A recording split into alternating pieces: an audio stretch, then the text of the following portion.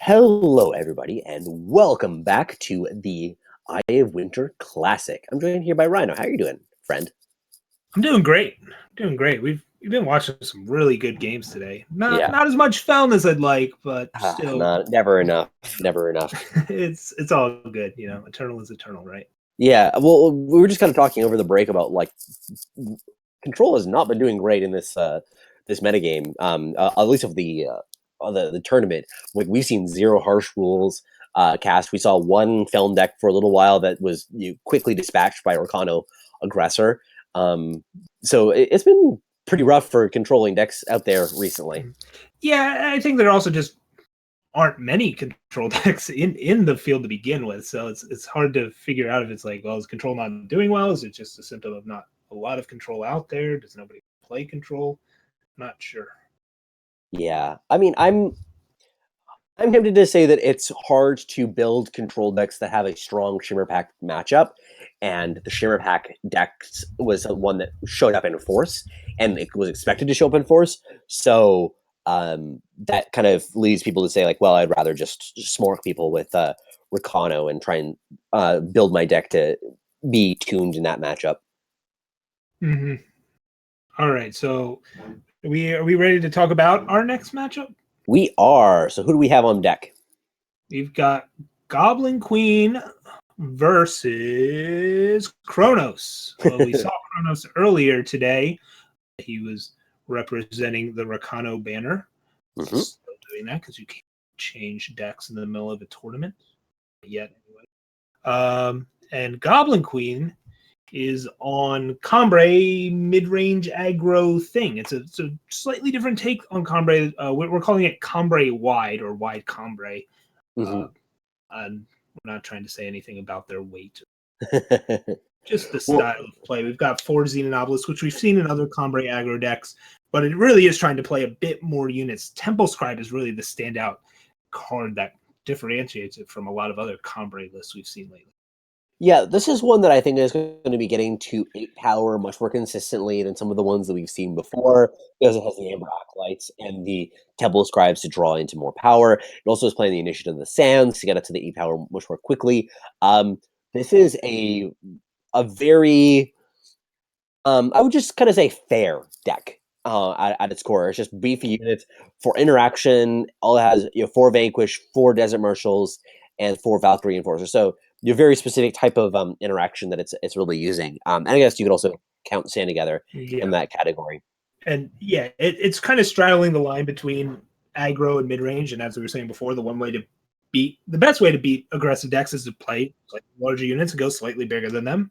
And I think this deck is showing that plan off nicely. And what really shows that plan off is the sideboard. This is a way to really take advantage of sideboarding in this tournament, right? Mm. Your traditional kind of flood the board aggressive deck or something, and then you've got 3 Martial Iron Thorns and 4 Harsh Rules in the side. Yeah. That's taking the transformative approach, and I can appreciate that. Well, with Goblin Queen Sideboard, I actually feel as if it's very decided on what it wants to go against. It has some very powerful tools against the Shimmer Pack decks. Oh Having yeah. access to Infinite Hourglass is actually, I think, a really underused sideboard card in this particular metagame. Mm-hmm. Like, I think that's a great counter to something like Crystallize, and I'm surprised more people haven't been playing it. Steward of Prophecy, also great against Shimmer Pack because it just turns it into a 7 power 4/4, not exactly exciting. And Harsh Rule, and once again, another powerful tool in that matchup. Yeah. Now, I don't see a lot in here, though, for something like against Ricano, which is what Goblin Queen is facing now. Yeah, and I guess they're hoping that their main deck mostly does the job against Rakano. You've got those vanquishes around. You've got a lot of units to throw at them, and just hope that deals with the problem.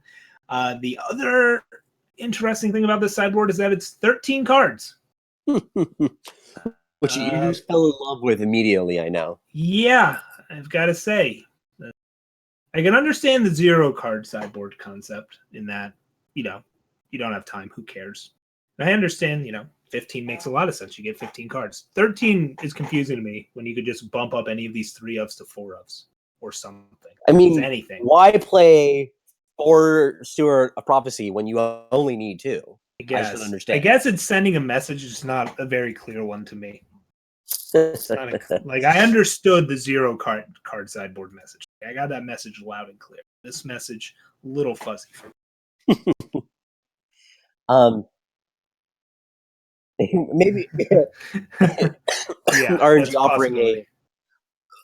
a possibility. But anyway, we're going to be jumping into the game very soon.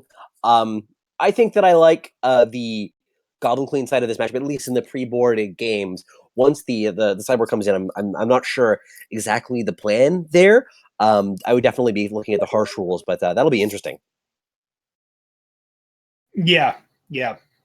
And I don't buy that explanation that they only have 13 other cards. You can put 2 more sigils in to go with your Martial Iron Thorns. It's perfect. I just figured it out. Nope, nothing. Absolutely. You settle for seek power. Look, it's better than nothing, right? Better than Fire nothing. sigil torch. That's fine. Yeah. Diplomatic seals, whatever. Ooh, yeah, sigil torch, like that. So how will we get into the games? And I'm hoping that we get the same sort of interaction and fun back and forth gameplay as we saw in the last matchup of Rakano versus Combre Aggro. So I am looking at some opening hands right here.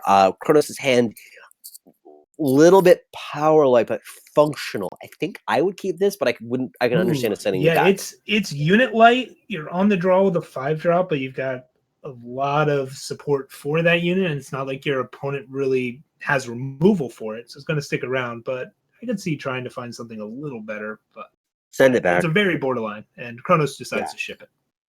Close. Okay, but that's a good hand as well. It's now right a great hand. Had it the whole time. 1, 2, 3. Yeah. So Goblin Queen also has a pretty reasonable hand though as well of Awakened Student into Enforcer into Titan. Yeah, now curving out. Kronos is going to have to find an answer. Oh, there! It's actually a pretty good answer to the both the student or the Titan in the form of Finest Hour, depending on how things kind of line up. If I'm Kronos, I'm just playing another work right here. Yep. You'll worry about dealing with these things later. You've got your Finest Hour and your Torch. Use your power efficiently. Get your threats out. Get your war cries going, and win. So yeah, both players curving out, and Mare's. So for Goblin Queen, here just by playing the Enforcer, does leave the Kronos' Enforcer to have a little bit more free reign. So we'll be interested to see how that plays. Oh, that's a great pickup of the Vanquish at the top, which means that the Enforcer will be able to fly free without the oppression of the Titan. Surprising block here on Goblin Queen's side. I feel like you got to smell that Finest Hour from a mile away. Yeah, but at the same time, at least you're getting it out of their hand now, so that your Sandstorm Titan Mare's Disciple can be more effective. Like they already got the war cries. I thought the attack with the 3/3 student was also kind of interesting. If you're going to block, maybe try and get the double block, make it harder for their attack to actually go through. Like if you're blocking with one, I'd probably try and just block with both, really. Yeah. Well, it is something that is so this healer though is going to be quite good on this battlefield, I think, because I mean it's going to hold off these Warcry units. But as soon as Kronos is able to hit some equipment, then it be able to battle past. Yep, but he's got to find that equipment, and instead finds a 5/5 Crown Watch power. 5 that does a reasonable job too. Yep, this Mare's Disciple though is it's kind of strained here. You pretty much have to make a deadly unit with it, but you also kind of want a flyer, although the flyer doesn't really compete with the 3/3 flyer. You're just going to have to accept the fact that this 3/3 flyer is going to do damage to you. The good news is not building war cries, right? You've got that problem solved. So you really just have super well, all you need is a silence now, which there's a lot of in the deck, or another giant Sandstorm Titan. You need exactly. So now in all of this early action, both players are at 22 life. So this has been kind of this flurry exchange of resources, but I'm not really sure who's kind of ahead. Goblin Queen is going to be able to develop this Rhino and start bashing face with it as it Ooh, can't that is a shiny surround. Seraph. Ooh, baby. Style Yeah, points. Goblin Queen takes the deck building Oh, quite man. seriously, choosing the Cronus on optimal version. 7 power. That is never Yeah. where Rakano wants to be. And this is one of the things that is a big um, difference between the Combre aggro lists and the Ricano aggro lists is that Combre aggro, you can flood out a lot more comfortably because you have Seraph as the safety valve, or you have Obelisk, or you have the Motorcade staff as staff. ways to kind of Yeah. carry you in the late game. As Ricano, especially since the nerf to Gilded Glade, you just have nothing. Yeah. And because of this Reinarch, he's kind of favored in this race for now until we Mm. see what comes off the top of Cronus' deck, and it's a 9th power. Oh, Yep. absolute daggers. And this is the thing where Goblin Queen would be happy to see the 8th power. Yep. Exactly. Totally happy to see a Combre Healer. That's fine with him. Sure. Yeah, and I mean, even things like Healer, not exactly a high impact card, but that life will help to and uses a such a really tight cool play. line there. I don't I know love if I would do that. It does free you up to make some more aggressive attacks here. Um, part of me would be a little scared about them actually making this Valkyrie Enforcer larger and putting a real clock, but you have such a clock here that, yeah, they recognize getting rid of this 5/5 lets me attack with all of this stuff here. And yeah, that way you're just giving Kronos even less draw steps to make a scary Valkyrie Enforcer, right? They're not going to be drawing anything with War Cries, so that was just an awesome little interaction there. Combre Healer is so flexible. Yeah, I have done that play more often than I thought that I would once I kind of like realized it. It's really tight in a lot of situations, and it is also something now that I actually have to say that this a bold attack from Goblin Queen is really strong because it just puts Kronos in this really awkward situation. I think there's a number of people who would only like chip in with a few damage there and kind of give Kronos maybe 2 turns as opposed to the one. Now Kronos didn't draw anything, so it didn't really matter. But if Drew running draw steps of something sick, then maybe the game turns around. Yeah, and people are gonna be like, "Oh, Kronos lost that because he flooded drew 10 power. Oh, that's a shame." But it's like, well, that's the risk you run with Rakano, where Combre doesn't run that risk. They had the Seraphs there. Clean would have been totally fine if that Combre healer that was a relevant spell was also just a power, because then you just start activating Seraphs. I would argue that in that position, the only card in the entire deck that would have been really unexciting would have been like an Initiate of the Sands or a Depleted Sigil. Yeah. Other than that, basically anything was perfect. Ooh, so Well, Kronos has a great hand, but that was a really short sideboard. yeah, maybe they've played this matchup before and they just know what they're up to and already have it made up. So why not just jam with what worked for you in the past? Goblin Queen has the play, so that's objective 1. Kronos has 1-drop, so that helps being on the draw. Let's see where this goes. I think that I keep Goblin Queen's hand, but I'm not excited about it. You kind of want to have something an impactful 2-drop and an impactful 3-drop, but the Marshall is just good enough in this matchup that I'm fine with it. How do you feel about trading it with this Oni Ronin here? There's no reason to trade it here, but Goblin Queen wisely used Desert Marshal on their turn so that even if Ronin attacks, doesn't get the War Cry. Just because it has ambush doesn't mean you have to use it in ambush timing, right? And I think Goblin Queen demonstrating. I've played this matchup before. I know how to use this Desert Marshal. So yeah, I mean now that Oni Ronin's just a 2/1, you don't really care about the damage Oni Ronin brings to the table. It's more about the War Cries, right? You can still use this Desert Marshal to block a 2/2 as Kronos draws the Crown Watch Paladin that I was about to run. Yeah, no, Kronos is in a interesting position, having to attack it with the 2/1 into the 1/1. Now that 1/1 is probably going to get a card sooner or later, given the composition of the hand that Kronos has. So I don't mind that attack, but at the same time, I doubt that Kronos is excited about that. Yeah, Temple Scribe doing its best Vera's favor impression there. Mm-hmm. Killing those 2/1s on a card. And yeah, Goblin Queen opts to develop with this with this Awaken Student here instead of slamming down a Sandstorm Titan. Because, hey, Awaken Student blocks 2/2s just as well as Sandstorm Titan does, right? Mm-hmm. And I think that also Goblin Queen now is kind of picking up on some weakness in Kronos' hand. So is going to be pretty happy with how things develop. Can't be But that Titan is going to be able to too. be taken down by the Vanquish, which will be interesting.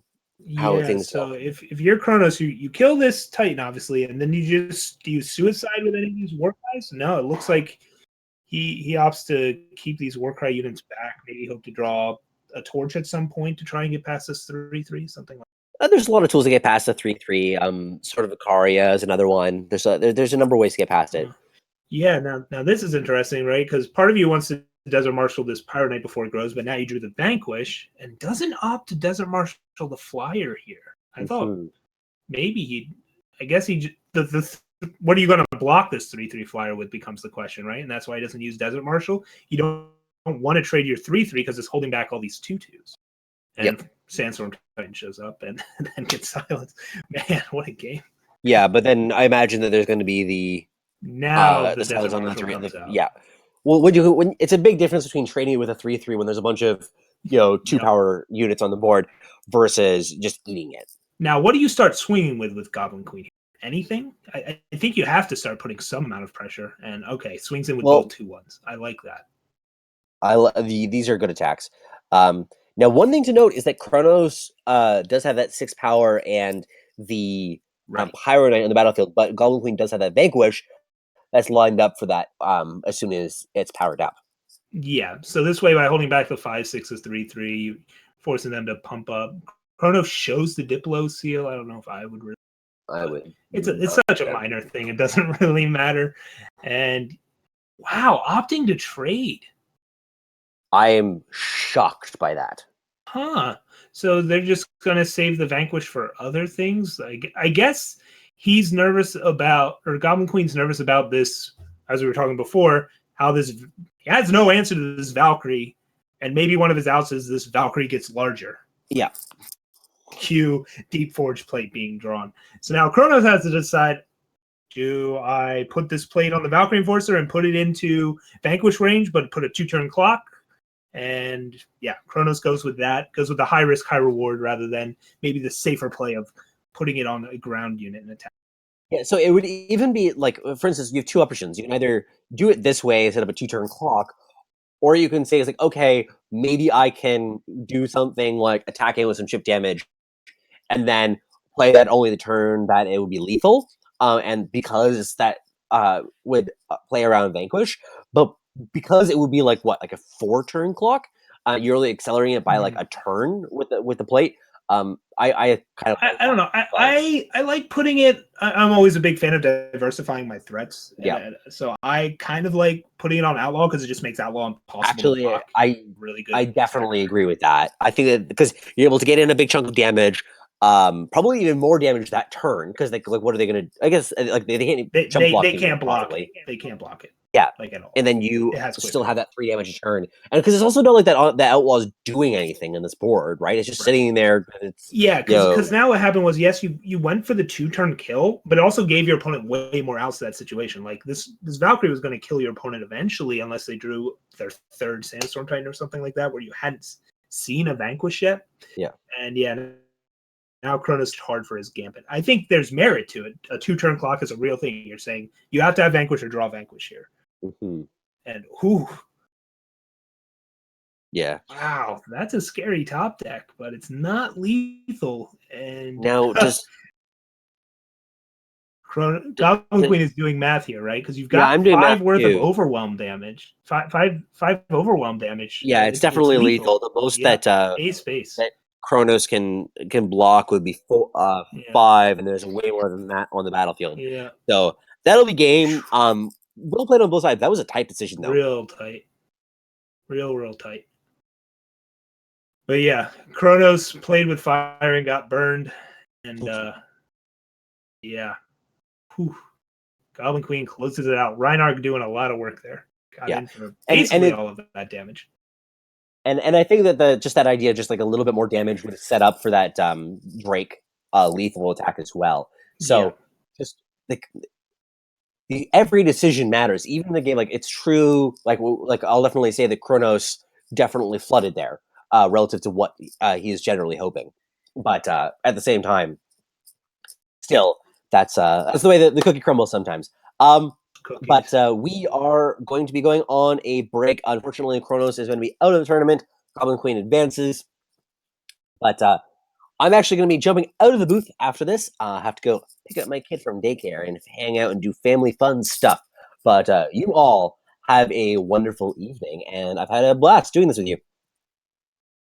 All right. Thank you so much, Neon, for not messing up too much. Good job.